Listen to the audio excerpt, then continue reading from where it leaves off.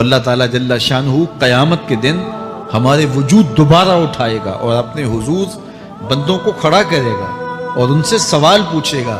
یہ نہیں ہے کہ جو مرضی کرتے گئے، ایک آدمی نے ظلم کیا، جبر کیا، زیادتیاں کی، لوگوں کا حق لوٹا، لوگوں کا مال غصب کیا، عزتیں پامال کی، اور اتنا مؤثر تھا کہ عدالتیں وہ خرید لیتا تھا، کچہریاں وہ خرید لیتا تھا، پولیس وہ خرید لیتا تھا، کوئی سے پوچھنے والا نہیں تھا، اس کی بات چلتی تھی، اس کا فون چلتا تھا، اس کا رکا چلتا تھا، عیش و عشرت کی زندگی گزاری اور مر گیا، ہزاروں کے حق غصب کر کے، ہزاروں کا مال ہڑپ کر کے، لوگوں کی آبروئیں لوٹ کے مر گیا اور قبر میں چلا گیا، بس قصہ ختم۔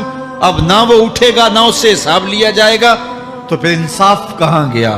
ایک عدالت ایسی ہونی چاہیے کہ جس عدالت میں اس کو بھی پکڑا جائے اور ٹکٹکی پہ باندھا جائے کہ دنیا پر تو کسی نے تجھے پکڑا نہیں، آ اس عدالت میں تیرے خلاف سلطانی گواہ بھی موجود ہیں اور تجھے گناہوں کا، جرم کا بدلہ بھی دیا جائے گا، اور منصف جو ہے وہ انصاف کرے اور ان مظلوموں کو کھڑا کیا جائے کہ دنیا پر تو تمہاری داد رسی کسی نے کی، اس دربار میں تمہاری پوری پوری داد رسی کی جائے گی۔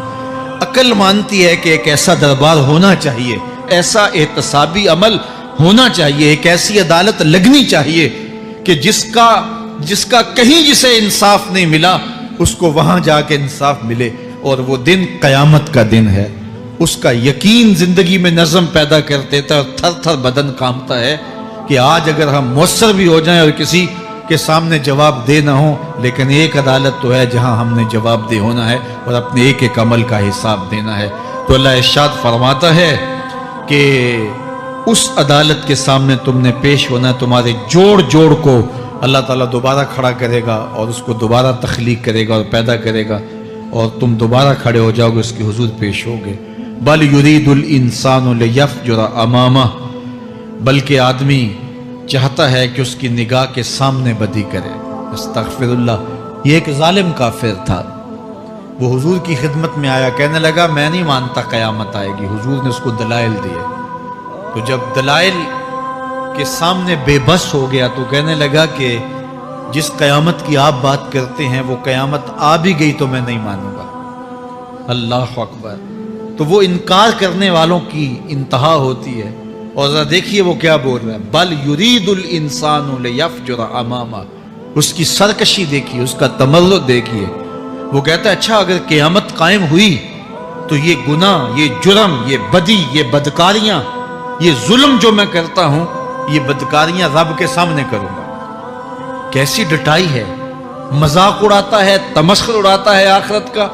کہتا ہے جو بدیوں کا کاروبار میں نے گرم کیا ہے، جو بدکاریاں میری زندگی کا معمول ہیں، جو دادے عیش دیتا ہوں، جو عزتوں کو پامال کرتا ہوں، جو غریبوں کے پنجے توڑتا ہوں، جو لوگوں کا حق غصب کرتا ہوں، جو برائیاں کرتا ہوں، اگر قیامت قائم بھی ہو گئی تو میں یہ سارے جرم رب کے سامنے کروں گا، پھر وہ مجھے پکڑ کے دکھائے۔ اللہ اکبر۔ یسأل ایان یوم القیامہ۔ پھر پوچھتا ہے اچھا قیامت کب آئے گی؟ یہ تمسخر کے طور پہ پوچھتا ہے، لاؤ نہ قیامت، کب آئے گی قیامت؟ میں جرم رب کے سامنے کرنا چاہتا ہوں۔ اللہ اکبر۔ اب جواب سنیے۔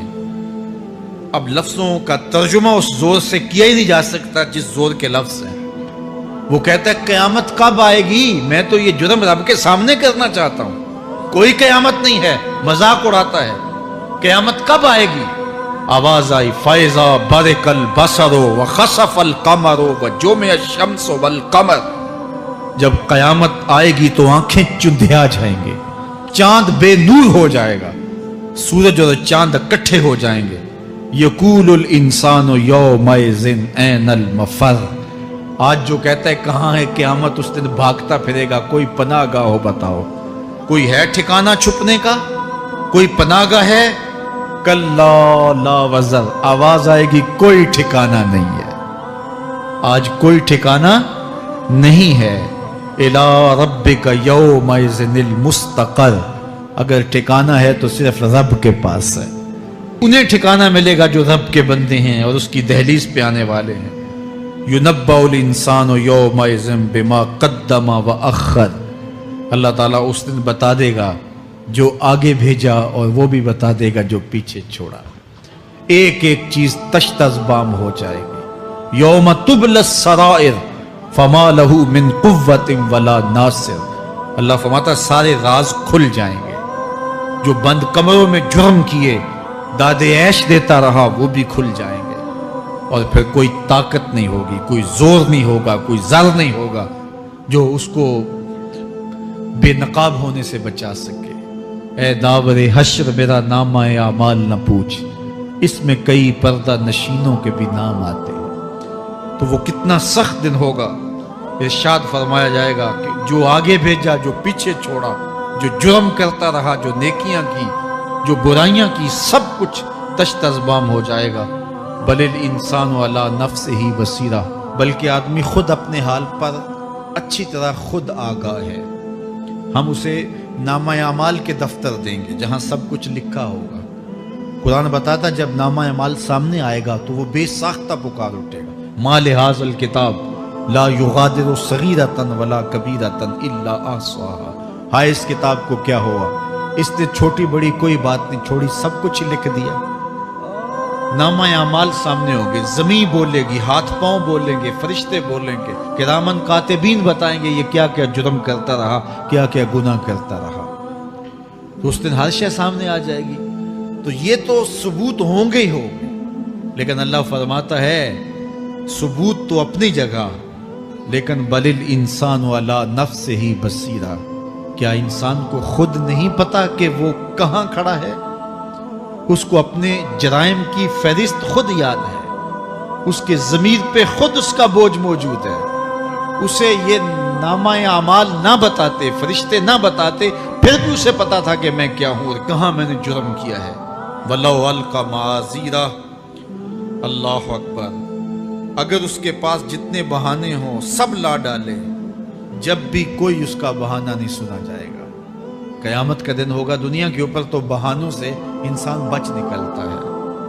کوئی جھوٹ بول لیا، کوئی جھوٹا گواہ پیش کر دیا، کوئی مکر کر لیا، کوئی رشوت چل گئی، کوئی سفارش کام آ گئی، کوئی بہانہ تراش لیا، بات کو توڑ موڑ کے پیش کر لیا. لیکن قیامت کا جب دن ہوگا تو کوئی نہ جھوٹا گواہ چلے گا، نہ رب کی پولیس رشوت لیتی ہے، نہ وہاں انصاف کے خلاف کوئی کام ہوگا، اور نہ ہی کوئی بہانہ چل سکے گا. اللہ اکبر. دوسری بات مفسرین نے یہ بھی لکھی کہ بعض اوقات یہ ہوتا ہے کہ انسان اپنے گناہ پر، اپنے جرم پر کوئی بہانہ تلاش کر کے لوگوں کو مطمئن کر لیتا ہے. جو اس نے جرم کیا، کسی سے زیادتی کی، کسی کا حق غصب کیا، تو لوگوں نے ملامت کی تو وہ کوئی بہانہ تراشتا ہے اور لوگوں کو مطمئن کر لیتا ہے. بعض کا لاجواب کر دیتا ہے، بعض کا مطمئن بھی کر لیتا ہے. وہ لوگوں کو تو مطمئن کر لیتا ہے لیکن وہ خود مطمئن نہیں ہو سکتا. جس نے جرم کیا ہوتا ہے، جرم اس کو اندر سے ڈستا رہتا ہے، اس کا ضمیر اس کو ٹھوکریں مارتا رہتا ہے، اندر کی بے چینی اسے تنگ کرتی رہتی ہے.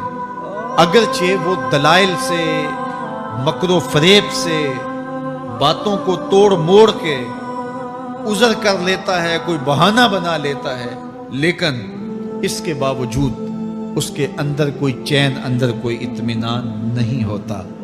اللہ اکبر. تو مجرم بے چین رہتا ہے. آج ہماری بے چینیوں کا ایک سبب ہمارا مالک کی دہلیز سے منہ موڑنا اور بہت سارے دیدہ نادیدہ گناہوں کا ارتکاب کرنا ہے. جب ہم سے سستیاں ہو جاتی ہیں، کوتاہیاں ہو جاتی ہیں، تو وہ گناہ ہمارا پیچھا نہیں چھوڑتے اور ہمیں بے چین اور مضطرب رکھتے ہیں. تو بعض اوقات جو ہے وہ ہم کہتے ہیں کہ پتہ نہیں بے چینی کیا ہے. بے چینی گناہوں کی ہے. گناہ طبیعت میں بے چینی پیدا کر دیتا ہے، سکون نہیں آنے دیتا.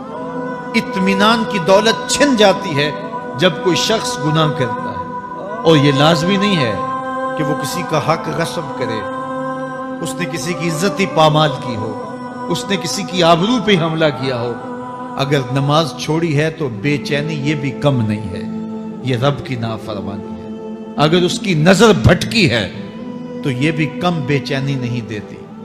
اگر اس کا خیال بہکا ہے، اس نے زبان سے کسی کو دکھ دیا ہے، اس نے کسی کے لیے سب و شتم کا انداز اختیار کیا ہے، گالی گلوچ کا رنگ اختیار کیا ہے، تو پھر کیا ہوا کہ یہ بے چینی اندر کو توڑتی رہتی ہے. انسان چلتا پھرتا ہے لیکن اسے طمانیت نہیں ملتی، اسے سکون نہیں ملتا. سکون کب ملے گا؟ سکون تب ملتا ہے جب کسی سے زیادتی کی ہو تو اس سے جا کے معافی مانگ لی جائے، اور اس لجاجت کے ساتھ معافی مانگی جائے کہ وہ مجبور ہو جائے معاف کرنے پہ، تو پھر اندر طمانیت اتر جاتی ہے. اگر رب کی نافرمانیاں کی ہیں تو لیلۃ القدر کے دامن میں اس سے معافی مانگ لو، اتنی لجاجت سے معافی مانگو، اس قدر رو کے معافی مانگو، ترلے منت پہ اتر آؤ، ہاتھ جوڑو، آنسو بہاؤ، چیخو، چلاؤ، رو، اس کی دہلیز سے لپٹ جاؤ، اس سے اپنے گناہوں کی معذرت کرو.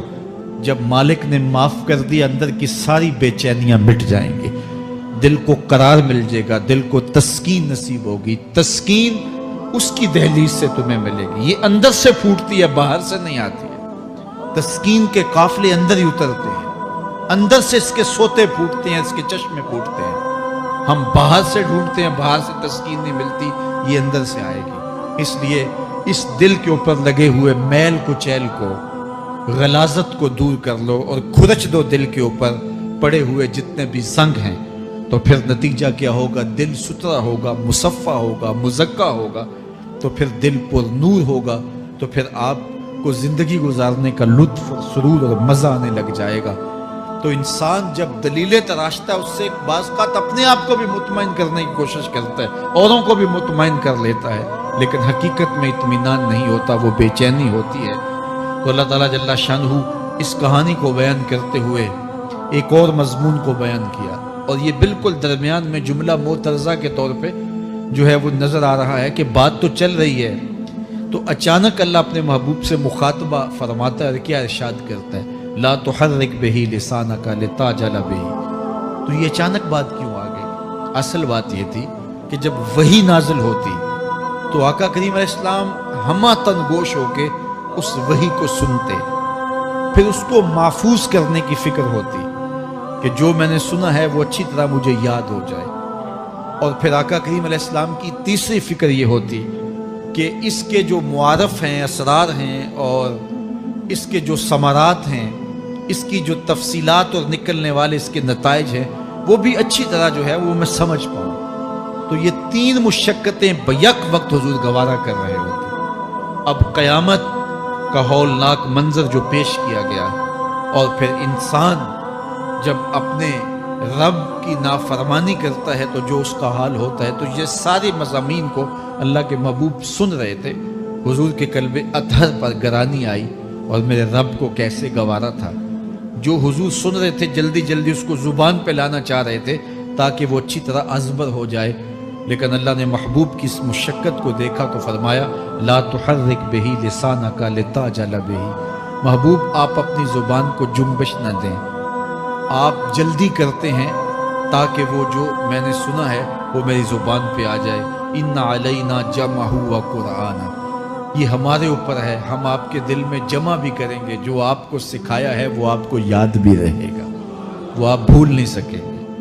فَإِذَا قَرَأْنَاهُ فَاتَّبِعْ قُرْآنَهُ، اور جب ہم پڑھ لیں تو پھر اس کے بعد آپ اس کو دہرائیں پڑھیں. ثُمَّ إِنَّ عَلَيْنَا بَيَانًا، پھر اس کی تفصیل بھی ہمارے ذمہ ہے، اس کا بیان بھی ہمارے ذمہ ہے. اس سے وہ لوگ جو حجیت حدیث کا انکار کرتے ہیں اور پھر وہ کہتے ہیں کہ نہیں بس قرآن مجید کی آیات ہی ہیں، اس کے علاوہ اور کچھ نہیں ہے، وہ من اللہ نہیں ہے، تو یہاں غور کرنا ہے. ثم ان علینا بیانہ فرمایا گیا، پھر ہمارے اوپر ہے اس کا بیان جو آپ کو ہم القا کریں. اور آقا کریم نے فرمایا، سنن نسائی کی روایت ہے، انما اوتیت القرآن ومثلہ معہ، مجھے قرآن دیا گیا اور قرآن جتنے اور علوم بھی میرے سینے میں رکھے گئے. تو صرف قرآن ہی نہیں اتارا گیا حضور کے سینے میں، حضور کے سینے میں بہت کچھ نازل کیا. حضور کا سینہ گنجینہ ہے اسرار و معانی کا، اور اللہ تعالیٰ جل شانہ نے اپنے محبوب کو بہت کچھ عطا کیا. یہ بیان کرنے کے بعد فرمایا کلا بل تحبون العاجلہ وتذرون الآخرہ. اللہ اکبر. کوئی نہیں بلکہ یہ جو تم لوگ ہو اے کافرو، تم اس چیز کو پسند کرتے ہو جو بالکل نقد ہے، جو جلد ملنے والی ہے۔ دنیا کا سودا نقد ہے، دنیا کے نفع نقد ہیں، دنیا کی لذات نقد ہیں۔ شیطان کہتا ہے اب چوری کرو اب مال آئے گا، اب زنا کرو اب لذت ملے گی، اب ڈاکہ کرو اب امیر ہو جاؤ۔ تو دنیا کے سودے نقد ہیں اور آخرت کے وعدے ادھار ہیں۔ اور ارشاد فرمایا بل تحبون العاجلہ، تم دنیا کی جو عاجل چیزیں ہیں، جو بالکل نقد سودے ہیں، تم ان کے پیچھے پڑتے ہو، وتذرون الآخرہ، اور آخرت کو چھوڑتے ہو۔ دوسرے مقام پہ ارشاد فرمایا سورہ الاعلیٰ میں بل تؤثرون الحیات الدنیا والآخرۃ خیر وابقی، تم دنیا کی جیتی زندگی کو ترجیح دیتے ہو، حالانکہ آخرت بہتر بھی ہے اور دائمی بھی۔ میں آپ کی توجہ چاہوں گا، آخرت بہتر بھی ہے اور دائمی بھی، لیکن تمہاری ترجیح یہ دنیا ہے جس کی آخرت کے مقابلے میں کوئی حیثیت ہی نہیں ہے۔ حضور نے ارشاد فرمایا اگر کسی کو جنت میں ایک کوڑا رکھنے کی جگہ مل جائے، ایک ڈنڈا رکھنے کی جگہ مل جائے، دنیا و ما فیہا کی دولتوں سے وہ زیادہ قیمتی ہے۔ 7 براعظموں پہ پھیلی ہوئی کائنات، سمندروں کی تہوں میں قیمتی موتی، پہاڑوں کے دامن میں قیمتی معدنیات، مالیاتی اداروں کے پاس سرمائے، لوگوں کے پاس دولت کے انبار، یہ سارے اکٹھے کر لیے جائیں اور ان کی قیمت لگائی جائے، اور جنت میں ایک ڈنڈا رکھنے کی جگہ، ایک عصا رکھنے کی جگہ، ایک کوڑا رکھنے کی جگہ، وہ جگہ پھر بھی زیادہ قیمتی ہے۔ پراپرٹی ویلیو ہوتی ہے نا، وہ کہتے ہیں کہ دور دراز دیہات سے 10 ایکڑ فروخت کریں تو یہاں ہمارے بائی پاس پہ اگر لیں تو 1 کنال جگہ آئے گی، 10 ایکڑ فروخت کر کے یہاں 1 کنال ملے گی۔ اور اگر آپ مزید اس کو فروخت کر کے مزید جو ہے وہ کسی مہنگے علاقے میں چلے جائیں تو ہو سکتا ہے 2 مرلے اس 10 ایکڑ کے مقابلے میں آئیں۔ تو اس طرح مختلف جگہوں کی پراپرٹی ویلیو ہوتی ہے۔ اللہ کے محبوب جنت کی پراپرٹی ویلیو بتا رہے ہیں۔ 7 براعظموں پہ پھیلی ہوئی کائنات کو ایک پلڑے میں رکھیں، پوری دنیا کے اندر جو سرمائے ہیں، جو ماضی میں سرمائے لوگوں نے خرچ کر لیے، جو حال میں موجود ہیں، جو آنے والے ادوار میں لوگوں کے پاس آئیں گے، قارون کا خزانہ اور سرمائے سارے اکٹھے کر کے ایک پلڑے میں رکھ دیں، جنت میں ایک عصا رکھنے کی جگہ پھر بھی زیادہ قیمتی ہے۔ تو پھر دنیا کی آخرت کے مقابلے میں قیمت کیا ہوئی؟ دنیا کی جنت کے مقابلے میں ویلیو کیا ہوئی؟ اور جنت میں سب سے کم جگہ کس کو ملے گی؟ جو سب سے آخر میں جائے گا۔ ظاہر ہے سب سے کم جگہ اسی کے پاس ہوگی جو سب سے آخر میں جہنم کے دھکے کھا کھا کے، رگڑے سہ سہ کے پھر آخر میں جنت میں جائے گا، سب سے تھوڑی جگہ اس کے پاس ہوگی۔ حدیث پاک میں آتا ہے، بخاری میں آتا ہے، حضور نے ارشاد فرمایا کہ جب جہنم سے آخری جہنمی نکالا جائے گا تو اللہ تعالیٰ اسے پوچھے گا بتا تیری کوئی آرزو؟ تو وہ کہے گا مالک یہ آرزو ہے، یہ آرزو ہے، مختلف آرزویں بتائے گا۔ اللہ فرمائے گا لکا ما تمنیتا، جو تو نے آرزو کی جا جا تجھے میں نے عطا کر دی، اب جنت میں چلا جا۔ تو اس کی تو توقع یہ ہوگی کہ سایہ دیوار جنت میں جگہ مل جائے تو غنیمت ہے، اور اگر جنت کے اندر جاؤں تو کوئی جھونپڑا مل جائے 2 مرلے کا تو وہ بھی کافی ہے۔ لیکن اللہ اسے کتنی جگہ دے گا؟ اللہ فرمائے گا جا جنت میں، تیرے لیے جنت میں دنیا سے 10 گنا جگہ ہے۔ 7 براعظموں کو 10 سے ضرب دے تو کہا کہ دنیا سے 10 گنا جگہ تیرے لیے۔ اس کو یقین ہی نہیں آئے گا، وہ کہے گا تسخر وانت الملک، میرے رب تو بادشاہ ہو کے مجھ سے مذاق کر رہا ہے؟ اللہ فرمائے گا نہیں، تیرے لیے 10 گنا جگہ ہے، اور اس کے لیے 10 گنا جگہ ہوگی جو سب سے آخر میں جنت میں جائے گا۔ میں آپ کی توجہ چاہوں گا، جو آخری جنتی ہے اس کے پاس کتنی جگہ ہوگی، کتنی پراپرٹی ہوگی؟ آج تو 2 10 20 50 مربع کسی کے پاس ہوں تو وہ اتراتا ہوا چلتا ہے کہ میں اتنا بڑا ذمہ دار ہوں۔ جنت میں آخری جنتی کی جگہ کتنی ہوگی؟ دنیا سے 10 گنا جگہ۔